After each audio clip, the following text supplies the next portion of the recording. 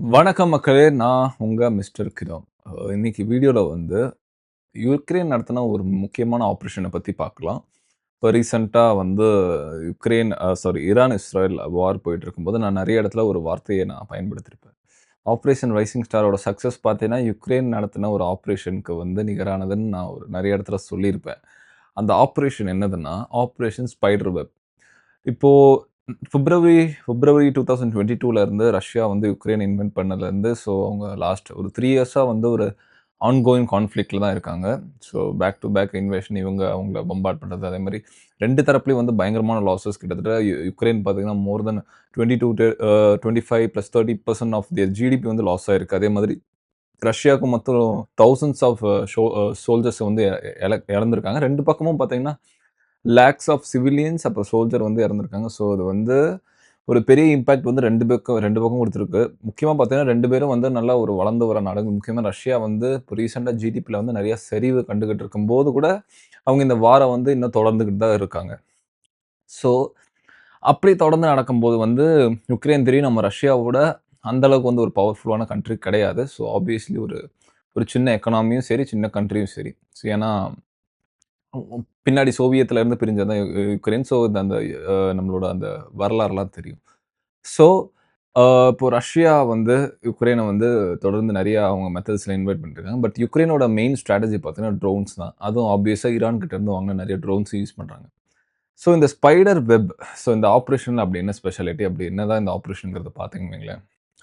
யுக்ரைனால வந்து ரஷ்யாவோட அ ஸ்ட்ர straight to head வந்து மோதுற கஷ்டம். ஸோ நம்ம ரஷ்யாக்குள்ள பெனிட்ரேட் ஆயி ரஷ்யனோட மிலிட்டரி பேஸஸ வந்து டார்கெட் பண்ணுங்கிறது யுக்ரைனோட பிளான்.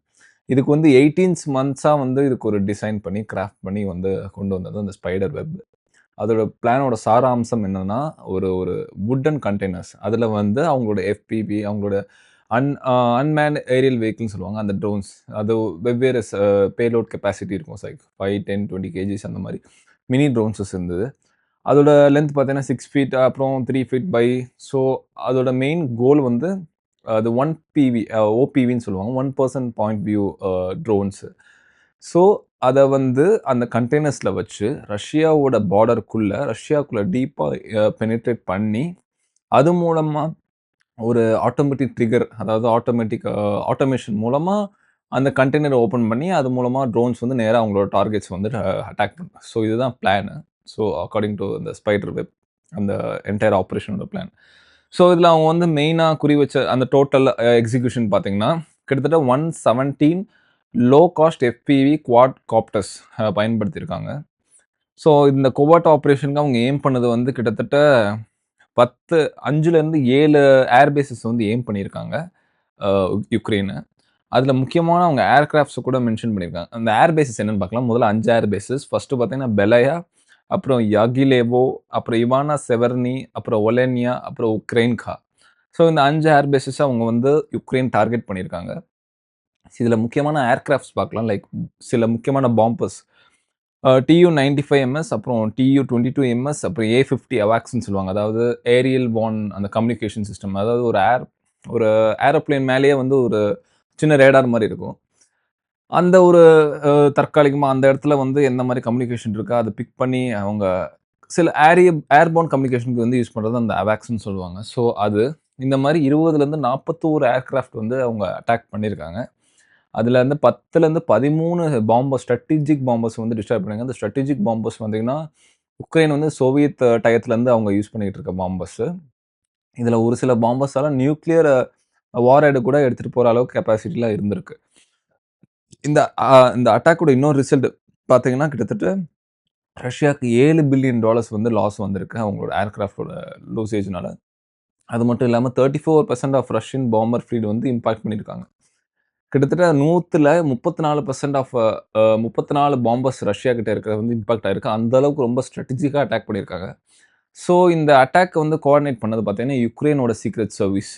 அதே மாதிரி இத கன்ஃபார்மும் பண்ணியிருக்காங்க ரஷ்யாவோட தரப்புல. ஸோ இந்த டீப் அ ஸ்ட்ராட்டஜிக் அட்டாக்க்கு இன்னொரு முக்கியமானது வந்து ஜியோகிராஃபி லொகேஷன். ஏன்னா, அது வந்து ஒவ்வொரு இடத்துல கிட்டத்தட்ட யுக்ரைன் உக்ரைன்லேருந்து ஆல்மோஸ்ட் 4000 கிலோமீட்டர் டீப் போயிருக்காங்க. ஒண்ணு வந்து ஆர்க்டிக் ரீஜியன். அதே மாதிரி இந்த 5 இடமும் பார்த்தீங்கன்னா, 5 டிஃபரண்ட் டைம் ஜோன்ஸ்ல வருது. ஒரு ஆர்க்டிக் ரீஜியன்ல இருக்கும். ஒண்ணு வந்து அ ஈஸ்டர்ன் கார்னர்ல இருக்கும். இன்னொன்னு வந்து சைபீரியன் எண்ட்ல. ஸோ இந்த மாரி பல்வேறு இடத்துல வந்து இவங்க அந்த எஸ்கலேஷன் ட்ரை பண்ணியிருக்காங்க. அண்ட் இது வந்து நல்ல சக்சஸ் ரேட்டா உங்களுக்கு வந்திருக்கு நெனச்ச மாதிரி. ஸோ இது கிரெம்ளின் பார்த்தீங்கன்னா வந்து ஒரு கிட்டத்தட்ட பயங்கரமான ஒரு டிஃபர்மேஷன் குடுத்துருக்காங்க. லைக் இது வந்து ரொம்ப மோசமான ப்ரூட்டல் அட்டாக், ஒரு டெரரிஸ்ட் அட்டாக்ன்னு சொல்லியிருக்காங்க.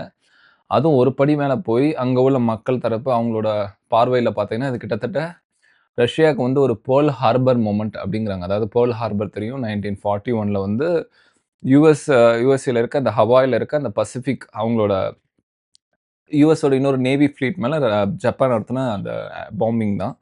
Almost 2000 to 3000 US wars US navy personnels வந்து இறந்தாங்க. ஸோ அதுக்கப்புறம் தான் தெரியும் ஜப்பான் மேல யுஎஸ் அதுக்கப்புறம் ரொம்ப அக்ரெசிவா ஆக்ஷன் எடுக்க ஆரம்பிச்சது. அப்புறம் ஆப்வியஸா அட்டாமிக் பாம்ப்.